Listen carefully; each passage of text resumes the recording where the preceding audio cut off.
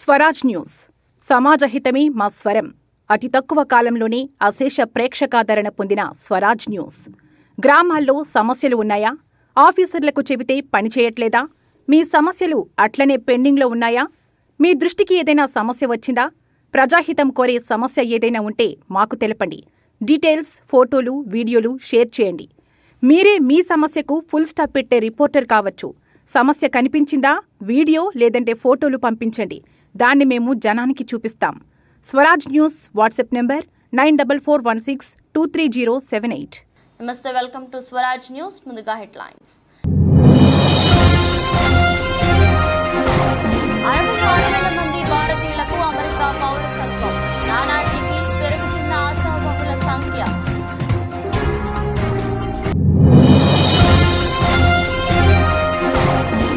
కాంగ్రెస్ కు ఓటేస్తే ప్రజల ఆస్తులు, భూములు, బంగారాన్ని ముస్లింలకు వంచేస్తారు. సంచలన వ్యాఖ్యలు చేసిన ప్రధాని మోదీ.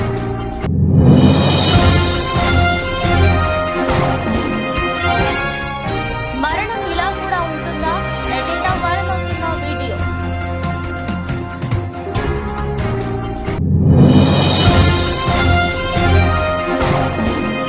సీఎం జగన్ మేమంతా సిద్ధం బస్సు యాత్రకు ఇవాళ బ్రేక్. మేనిఫెస్టోపై నేతలతో సమావేశమైన వైఎస్ జగన్.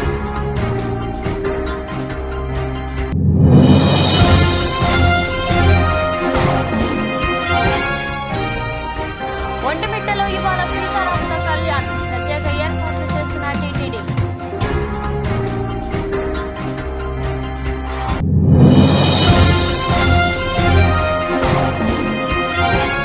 రాజకీయ ముఖ చిత్రాన్ని మార్చేసిన సీఎం జగన్మోహన్ రెడ్డి బస్సు యాత్ర.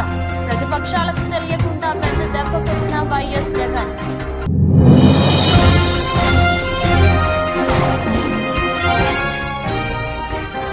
ఏపీలో 10వ తరగతి పరీక్షా ఫలితాలు విడుదల. పై చేయి సాధించిన బాలికలు.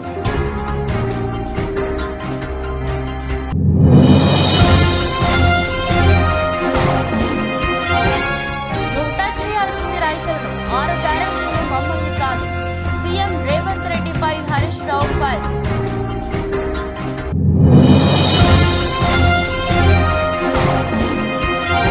విరాట్ కోహ్లీ వివాదాస్పద అవుట్పై నవజోత్ సిద్ధు కీలక వ్యాఖ్యలు. Video viral.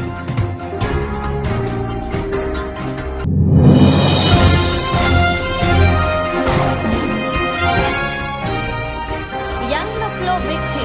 అదిరిపోయే సర్ప్రైజ్ ఇచ్చిన కల్కి టీం.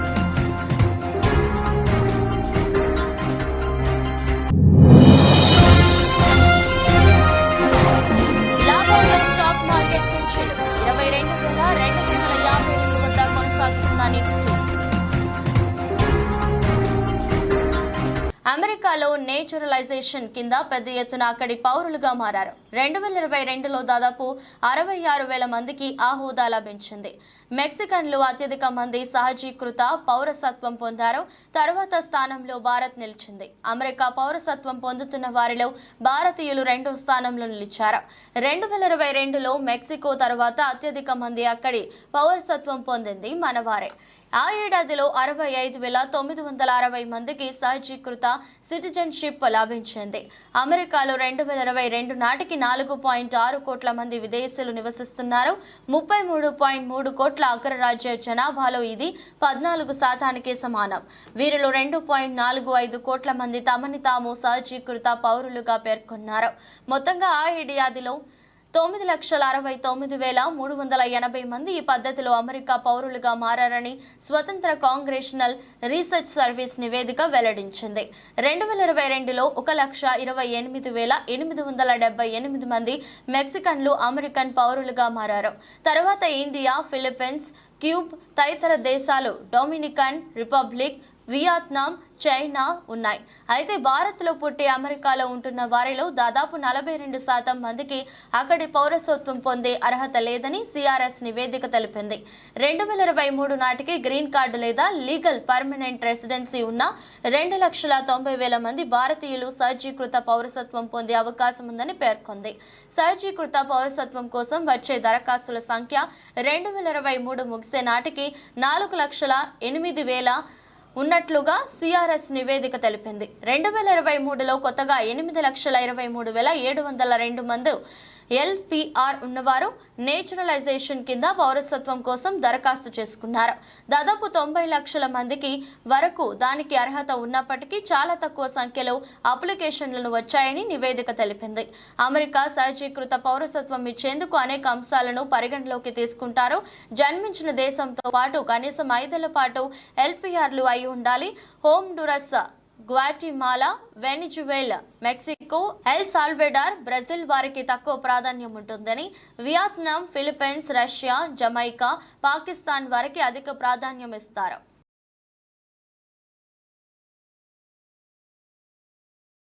లోక్సభ ఎన్నికల ప్రచారంలో భాగంగా ప్రధానమంత్రి నరేంద్ర మోదీ కాంగ్రెస్ పై తీవ్ర ఆరోపణలు చేశారు.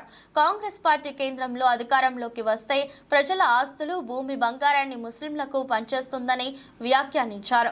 ఆదివారం రాజస్థాన్లోని జాలోరాలో ఆయన ఎన్నికల ప్రచార సభలో మాట్లాడుతూ, ఇంతకు ముందు వాళ్ళు అధికారంలో ఉన్నప్పుడు దేశ సంపదలో మొదటి హక్కు ముస్లింలకే అని చెప్పారు. అంటే ఈ సంపద మొత్తాన్ని వారు ఎక్కువ మంది పిల్లలు ఉన్న వారికి చొరబాటుదారులకు పంచేస్తారు. మీ కష్టార్జితాన్ని చొరబాటుదారులకు పంచేందుకు మీరు అంగీకరిస్తారా అని ప్రశ్నించారు. తల్లులు, చెల్లెళ్ల దగ్గర ఉన్న బంగారం లెక్క తీస్తామని కాంగ్రెస్ మేనిఫెస్టో చెప్తుంది. ఈ సంపదను పంచేస్తారు. సంపదపై ముస్లింలకే మొదటి హక్కు ఉంటుందని మన్మోహన్ సింగ్ ప్రభుత్వం చెప్పింది. ఈ అర్బన్ నక్సల్స్ ఆలోచన నా తల్లులు, చెల్లెళ్ల మంగళసూత్రాలను కూడా వదలదు అని మోదీ పేర్కొన్నారు. మోదీ చేసిన వ్యాఖ్యలను కాంగ్రెస్ తప్పుపట్టింది. కాంగ్రెస్ మేనిఫెస్టోలో హిందూ, ముస్లిం అనే పదాలని పొందుపరచలేదని ఆ పార్టీ నేత పవన్ ఖేరా పేర్కొన్నారు. अब जो कांग्रेस बची है उसके पास ना देश हित में नीतियां हैं और ना ही राष्ट्र निर्माण का विजन। आपने देखा होगा कल कांग्रेस ने जिस तरह का घोषणा पत्र जारी किया है उससे साबित हो गया है कि आज की कांग्रेस आज के भारत की आशाओं, आकांक्षाओं से पूरी तरह कट चुकी है। कांग्रेस के घोषणा पत्र में वही सोच झलकती है जो सोच आजादी के आंदोलन के समय मुस्लिम लीग में थी। कांग्रेस के घोषणा पत्र में पूरी तरह मुस्लिम लीग की छाप है और इस मुस्लिम लीग वाले घोषणा पत्र में जो कुछ हिस्सा बचा खुचा रह गया उसमें वामपंथी पूरी तरह हावी हो चुके हैं। कुल मिलाकर कांग्रेस इसमें दूर दूर तक नहीं दिखाई देती है। ऐसी कांग्रेस 21वीं सदी में भारत को आगे नहीं बढ़ा सकती। మృత్యువు ఏ రూపంలో కబలిస్తుందో ఎవరు ఊహించలేరు. ఆరోగ్యంగా ఉన్న వ్యక్తులు సైతం కూర్చొని విశ్రాంతి తీసుకుంటున్న సమయంలో కొందరు నిద్రలోనే మరికొందరు ఇలా అనేక మంది ఉన్నట్లుండి మృత్యువు బారిన పడిన ఘటనలు మనం విన్నాం. తాజాగా ఒక్కసారిగా గోడ కూలి నిమిషాల్లో 5 వ్యక్తులు ప్రాణాలు కోల్పోయారు. హర్యానాలోని గురుగ్రామ్లో ఈ విషాద ఘటన చోటు చేసుకుంది. శ్మశాన వాటిక గోడ ఒక్కసారిగా కూలి 5 మరణించారు. మృతుల్లో ఓ మైనర్ బాలిక కూడా ఉంది. అందరూ చూస్తుండగానే గోడ కూలడం, గోడ పక్కన ఉన్నవారు మరణించడం నిమిషాల్లో జరిగిపోయింది. ఇందుకు సంబంధించిన వీడియో సోషల్ మీడియాలో వైరల్ కావడంతో వీడియో చూసిన నెటిజన్లు ఆశ్చర్యం వ్యక్తం చేస్తున్నారు. శనివారం సాయంత్రం 6:20 సమయంలో అర్జున్ నగర్ ప్రాంతంలో ఈ ఘటన చోటు చేసుకుంది. సోషల్ మీడియాలో వైరల్ అవుతున్న వీడియో ప్రకారం 4 వ్యక్తులు ఓ మైనర్ బాలిక శ్మశాన వాటిక గోడ పక్కన కుర్చీల్లో కూర్చున్నారు. పక్కన ఓ వ్యక్తి నిలబడి ఉన్నాడు. వీరంతా ఏదో విషయంపై మాట్లాడుతున్నట్లుగా వీడియోలో కనిపిస్తుంది. ఈ సమయంలో ఉన్నట్లుండి గోడ ఒక్కసారిగా కూలిపోయింది. గోడ పక్కన ఉన్నవారు తప్పించుకునేందుకు ప్రయత్నించినా అవకాశం లేకపోయింది. దీంతో 4 వ్యక్తులు ఓ మైనర్ బాలిక గోడ శిథిలాల కింద చిక్కుకుపోయారు. చుట్టుపక్కల వారు అక్కడకు చేరుకుని శిథిలాల కింద చిక్కుకొని గాయపడ్డ వారిని గురుగ్రామ్లోని ప్రైవేట్ ఆసుపత్రికి తరలించారు. పప్పు, కృష్ణ, మనోజ్, ఖుష్బు అనే మైనర్ బాలిక చికిత్స పొందుతూ మృతి చెందారు. గురుగ్రామ్ పోలీసులు ఈ ఘటనపై కేసు నమోదు చేసి దర్యాప్తు చేస్తున్నారు.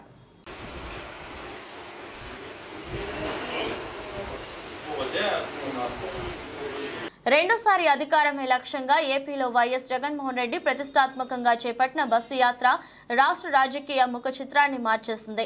పరదాల వీరుడు అంటూ విపక్షాలు చేసిన విమర్శలకు బస్సు యాత్రతో సమాధానం చెప్పేశారు వైఎస్ జగన్. సార్వత్రిక ఎన్నికలతో పాటు అసెంబ్లీ ఎన్నికలు ఏకంగా జరుగుతున్నాయి. ఎన్నికలకు సరిగ్గా 2 నెలల ముందే బస్సు యాత్రతో రాష్ట్ర రాజకీయ రూపురేఖలే మార్చేసిన ఆ స్కెచ్ ఏంటి?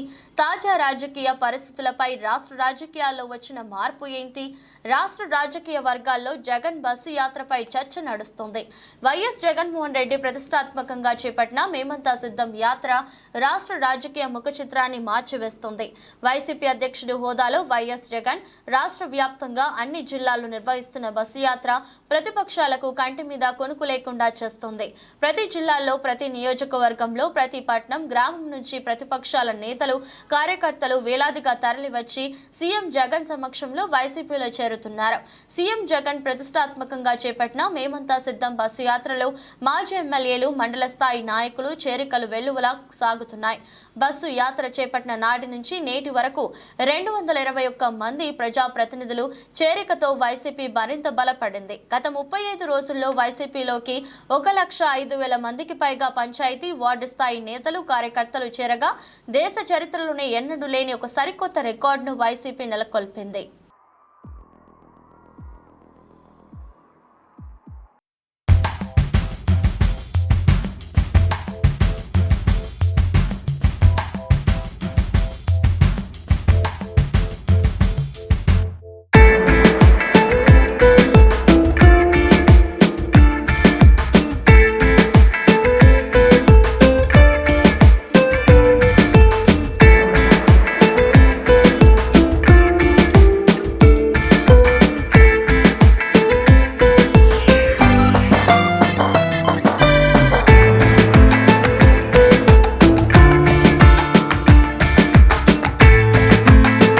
జిల్లా ఒంటిమిట్టలో ఇవాళ దివ్య స్వరూపుడు, సద్గుణ సంపన్నుడు శ్రీరాముడు నారి శిరోమణి సీతాదేవుల కళ్యాణం అంగరంగ వైభవంగా జరగనుంది. సాయంత్రం 6:30 నుంచి ప్రారంభం కానున్న స్వామివారి కళ్యాణంను వీక్షించేందుకు భారీ సంఖ్యలో భక్తులు తరలి రానున్నారు. భక్తులకు ఎలాంటి ఇబ్బందులు తలెత్తకుండా తిరుమల తిరుపతి దేవస్థానం జిల్లా అధికారుల సమన్వయంతో ప్రత్యేక ఏర్పాట్లు చేశారు. భక్తులకు అన్నప్రసాదం, తాగునీరు, మజ్జిగ అందించనున్నారు. వేసవి కాలంను దృష్టిలో ఉంచుకొని గ్యాలరీలలో ఎయిర్ కూలర్లు, స్వామివారి కళ్యాణాన్ని వీక్షించేందుకు LED స్క్రీన్లు ఏర్పాటు చేశారు. సార్వత్రిక ఎన్నికల ప్రవర్తన నియమావళి అమలులో ఉండటంతో సీతారాముల కళ్యాణోత్సవానికి సీఎం జగన్ హాజరు కావడం లేదు. ఈ నేపథ్యంలో దేవాదాయ శాఖ ప్రత్యేక కార్యదర్శి కరికాల్ వలవన్ పట్టు వస్త్రాలు సమర్పించనున్నారు. ఒంటిమిట్టలో జరగనున్న శ్రీ సీతారాముల కళ్యాణం సాయంత్రం 6:30 నుంచి రాత్రి 8:30 వరకు కొనసాగుతుంది. భక్తులకు తలంబ్రాల ప్యాకెట్లు అందించేందుకు టీటీడీ అధికారులు సిద్ధం చేశారు. మరోవైపు సీతారాముల కళ్యాణోత్సవం సందర్భంగా సోమవారం ఉదయం 6 గంటల నుంచి రాత్రి 10:30 వరకు ప్రయాణికులకు ఎలాంటి ఇబ్బందులు తలెత్తకుండా వాహనాలను దారి మళ్లించనున్నారు. కళ్యాణ వేదిక సమీపం నుంచి కడప మార్గంలో 10 చోట్ల, సాలాబాద్ వద్ద 5 ప్రాంతాల్లో ప్రత్యేక వాహనాల పార్కింగ్ ఏర్పాటు చేశారు. కడప నుంచి తిరుపతికి వెళ్లే వాహనాలు అలంకాన్ పల్లె మీదుగా వెళ్లాల్సి ఉంటుంది. తిరుపతి నుంచి కడపకు వచ్చే వాహనాలు రేణిగుంట వద్ద దారి మళ్లించి వయ్యా రాయచోటి మీదుగా వెళ్లాలని వాహనదారులకు పోలీసులు సూచించారు. రాజంపేట నుంచి వెళ్లే వాహనాలు కూడా రాయచోటి మీదుగా మళ్లించడం జరిగిందని, రాజంపేట వైపు నుంచి ద్విచక్ర వాహనదారులు సాలాబాద్ నుంచి ఇబ్రహీంపేట, మాధవరం మీదుగా వెళ్లాలని పోలీసులు సూచించారు. ఒంటిమిట్ట శ్రీ కోదండరామ స్వామివారి వార్షిక బ్రహ్మోత్సవాలు వైభవంగా జరుగుతున్నాయి. 4వ రోజు స్వామివారు నవనీత కృష్ణాలంకారంలో భక్తులకు దర్శనమిచ్చారు. మహిళలు, చిన్నారుల కోలాటం నడుమ స్వామివారి గ్రామోత్సవం కన్నుల పండుగగా సాగింది. ఏపీ సీఎం జగన్మోహన్ రెడ్డి మేమంతా సిద్ధం పేరుతో చేపట్టిన బస్సు యాత్రకు బ్రేక్ పడింది. ఎన్నికల ప్రచారంలో భాగంగా సీఎం జగన్ తలపెట్టిన బస్సు యాత్ర 20వ రోజు విశాఖ జిల్లాలో కొనసాగింది. విశాఖ ప్రజలు జగన్ బస్సు యాత్రకు బ్రహ్మరథం పట్టారు. సాగర నగరం జనసంద్రంగా మారింది. ఆదివారం చిన్నయ్యపాలెం మీదుగా ఎండాడ వరకు బస్సు యాత్ర సాగింది. ప్రజల సమస్యలను తెలుసుకుంటూ ముందుకు సాగిన జగన్ వచ్చే ఎన్నికల్లో మరోసారి అధికారాన్ని కట్టబెట్టాలని ప్రజలను కోరారు. ఎన్నికల నోటిఫికేషన్ నోటిఫికేషన్ విడుదలవ్వడంతో వైసీపీ ఎన్నికల మేనిఫెస్టో రూపకల్పనపై సీఎం జగన్మోహన్ రెడ్డి దృష్టి సారించారు. ఇవాళ మేమంతా సిద్ధం బస్సు యాత్రకు బ్రేక్ ఇచ్చిన జగన్ పార్టీ ఎన్నికల మేనిఫెస్టోపై నేతలతో సమావేశం కానున్నారు. ప్రస్తుతం విశాఖలో ఉన్న జగన్ ఉత్తరాంధ్ర నేతలతో కీలక సమావేశం నిర్వహించనున్నారు. మేనిఫెస్టోలో పొందుపరిచే అంశాలు మూడో విడత ప్రచారంపై చర్చించనున్నారు. ఇవాళ మేనిఫెస్టోను ఫైనల్ చేయనున్న జగన్ ఈ నెల 27 లేదా 28 తేదీల్లో విడుదల చేసే అవకాశం ఉంది. ఉత్తరాంధ్రను ప్రత్యేకంగా దృష్టిలో పెట్టుకుని హామీలను రూపొందిస్తున్నట్లుగా సమాచారం. అన్ని వర్గాలకు మేలు కలిగేలా మేనిఫెస్టో ఉంటుందని వైసీపీ నేతలు పేర్కొంటున్నారు. మరోవైపు సీఎం జగన్మోహన్ రెడ్డి కడప ఎమ్మెల్యే అభ్యర్థిగా ఈ నెల 25న నామినేషన్ దాఖలు చేయనుండగా ఆ తర్వాతే మేనిఫెస్టోను విడుదల చేయనున్నట్లు తెలుస్తోంది. నిరుపేద ప్రజల అభివృద్ధి లక్ష్యంగా అడుగులేస్తున్న నాయక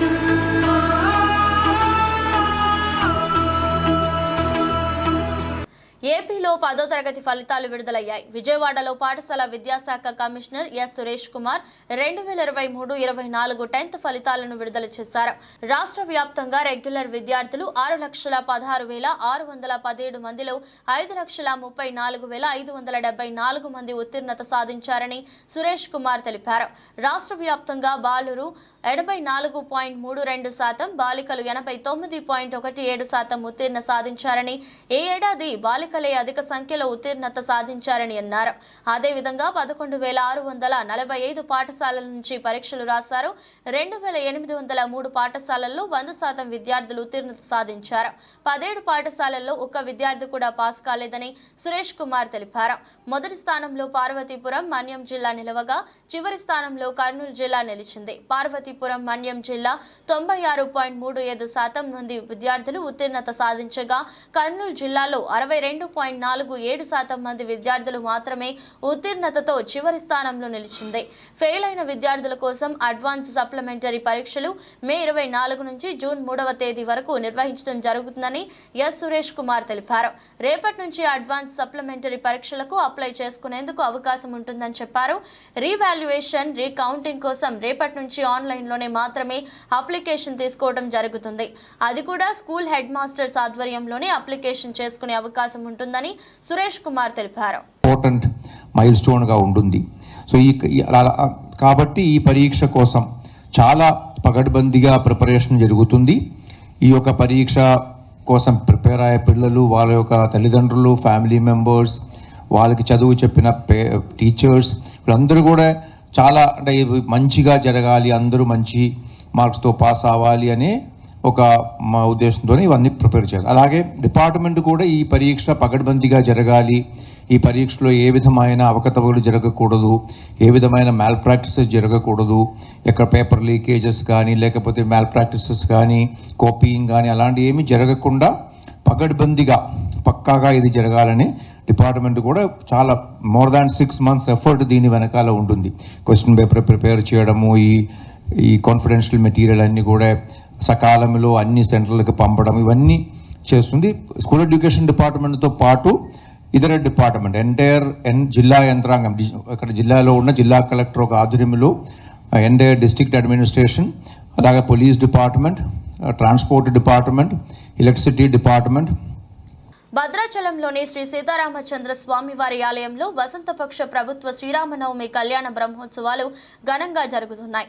బ్రహ్మోత్సవాల్లో భాగంగా ఈరోజు స్వామివారికి ఊంజల్ సేవ ఘనంగా జరిగింది. ప్రధాన ఆలయంలోని లక్ష్మణ సమేత సీతారాములకు ఉదయం విశేష అభిషేకం నిర్వహించిన అర్చకులు అనంతరం బంగారు పుష్పాలతో అర్చన చేశారు. సాయంత్రం స్వామివారిని బేడా మండపం వద్దకు తీసుకువెళ్లి ఉయ్యాలలో కూర్చుండబెట్టి ప్రత్యేక పూజలు నిర్వహించారు. స్వామివారిని ఉయ్యాలలో ఊపుతూ హరిదాసులు, రామదాసు రచించిన కీర్తనలను ఆలపించారు. ఊయలలో ఊగుతున్న స్వామివారికి ఆలయ అర్చకులు ధూపదీప నైవేద్యాలు సమర్పించారు. అనంతరం అర్చకులు, ఆలయ అధికారులు స్వామివారికి స్వర్ణ సింహ వాహనంపై తిరువీధి సేవ నిర్వహించారు.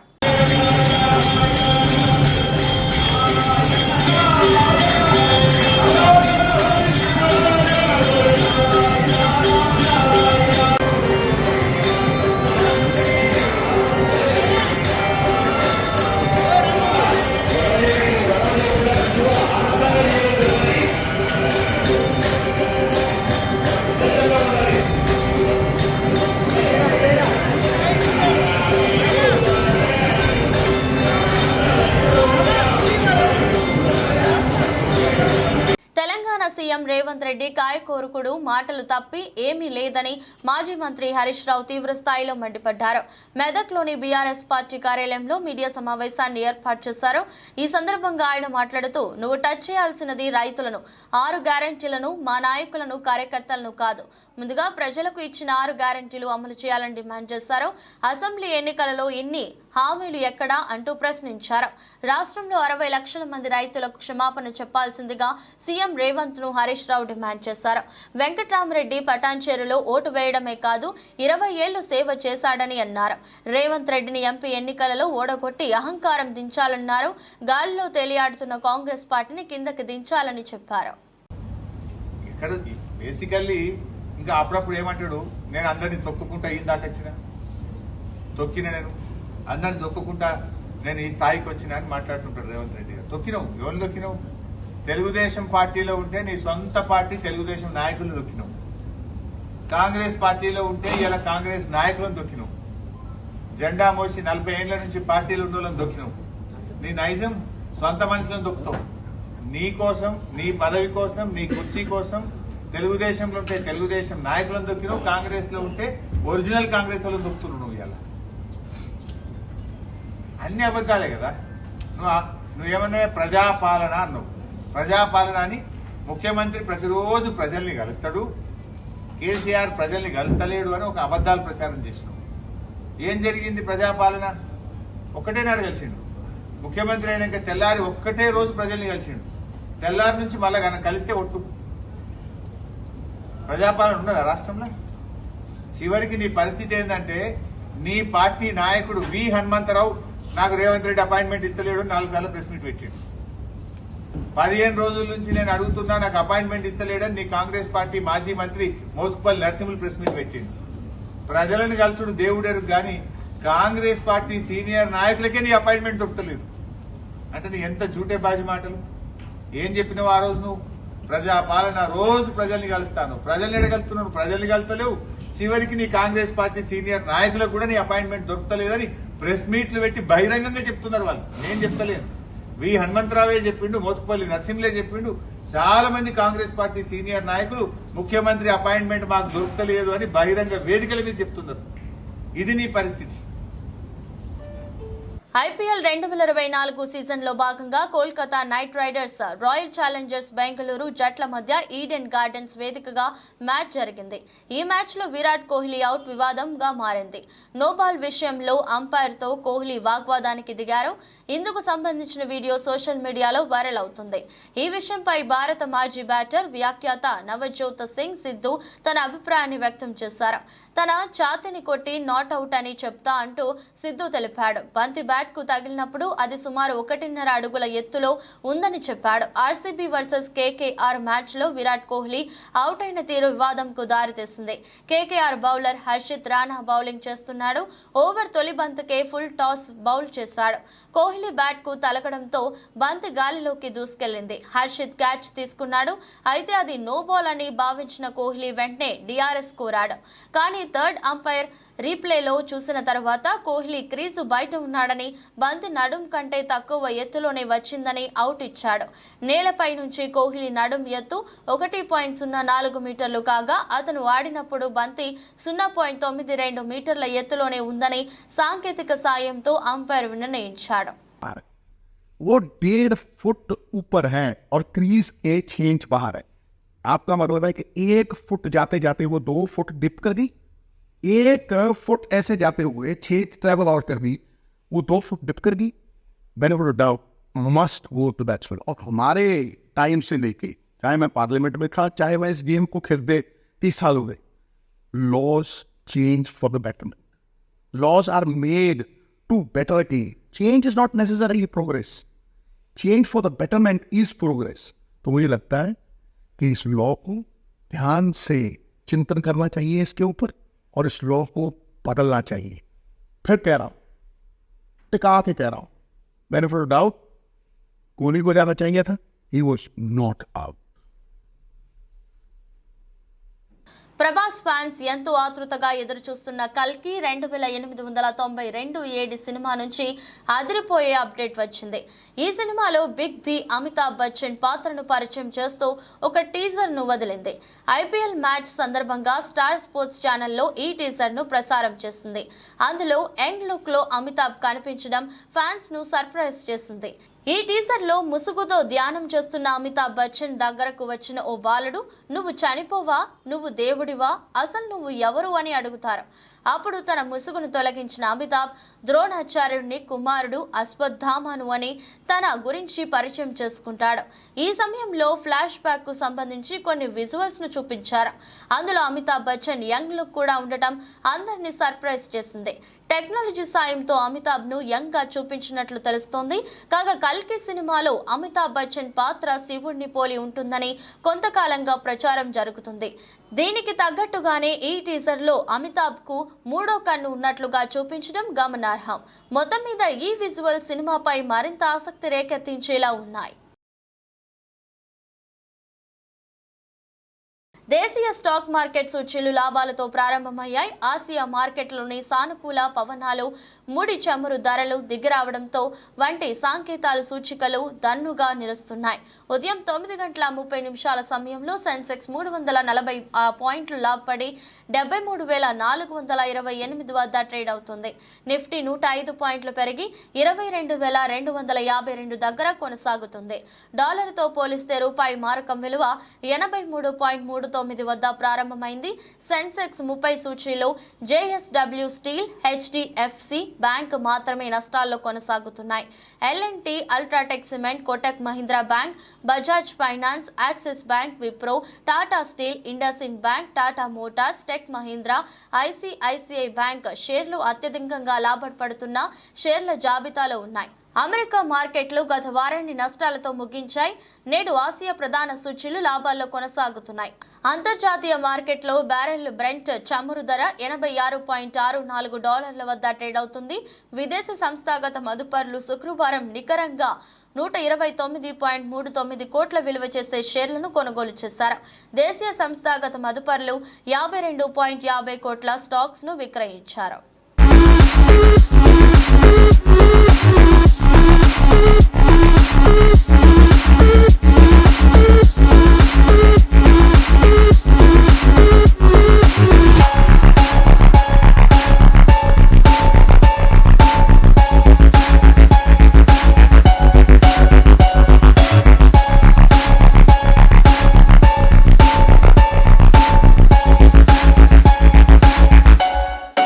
వార్తలు ముగించే ముందు మరోసారి హెడ్లైన్స్. 66,000 మంది భారతీయులకు అమెరికా పౌరసత్వం. నానాటికి పెరుగుతున్న ఆశావహుల సంఖ్య.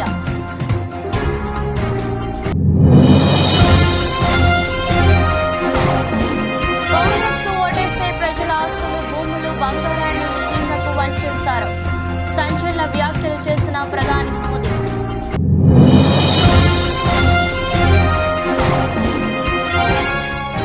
మరణం ఇలా కూడా ఉంటుందా? నెట్టింట వైరల్ అవుతున్న వీడియో.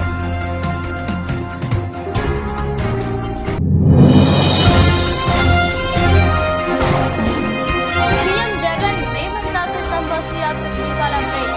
మేనిఫెస్టోపై నేతలతో సమావేశమైన వైఎస్ జగన్.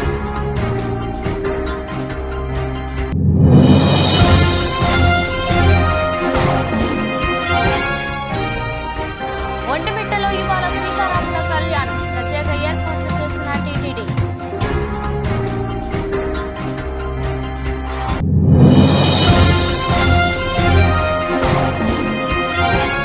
రాజకీయ ముఖ చిత్రాన్ని మార్చేసిన సీఎం జగన్మోహన్ రెడ్డి బస్సు యాత్ర. ప్రతిపక్షాలకు తెలియకుండా పెద్ద దెబ్బ కొట్టిన వైఎస్ జగన్.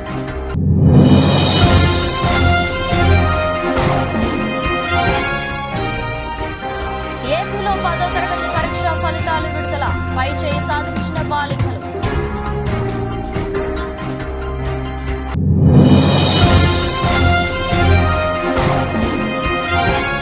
నువ్వు టచ్ చేయాల్సింది రైతులను. 6 గ్యారెంటీలు మమ్మల్ని కాదు. సీఎం రేవంత్ రెడ్డిపై Harish Rao fire.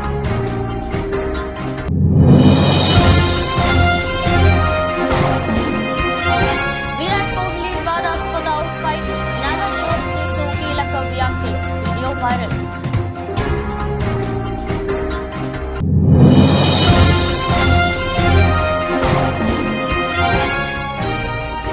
Young look లో బిగ్ టీ, అదిరిపోయే సర్ప్రైజ్ ఇచ్చిన కల్కి టీం.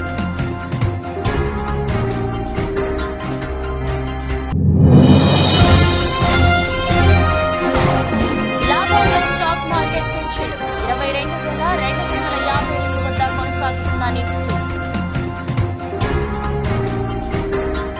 ఇది రోజు బులెటిన్. మరో బులెటిన్లో మళ్ళీ కలుద్దాం. అంతవరకు సెలవు, నమస్కారం. స్వరాజ్ న్యూస్. సమాజ హితమే మా స్వరం. అతి తక్కువ కాలంలోనే అశేష ప్రేక్షకాదరణ పొందిన స్వరాజ్ న్యూస్. గ్రామాల్లో సమస్యలు ఉన్నాయా? ఆఫీసర్లకు చెబితే పని చేయట్లేదా? మీ సమస్యలు అట్లనే పెండింగ్లో ఉన్నాయా? మీ దృష్టికి ఏదైనా సమస్య వచ్చిందా? ప్రజాహితం కోరే సమస్య ఏదైనా ఉంటే మాకు తెలపండి. డీటెయిల్స్, ఫోటోలు, వీడియోలు షేర్ చేయండి. మీరే మీ సమస్యకు ఫుల్ స్టాప్ పెట్టే రిపోర్టర్ కావచ్చు. సమస్య కనిపించిందా? వీడియో లేదంటే ఫోటోలు పంపించండి. దాన్ని మేము జనానికి చూపిస్తాం. Swaraj news WhatsApp number 9441623078.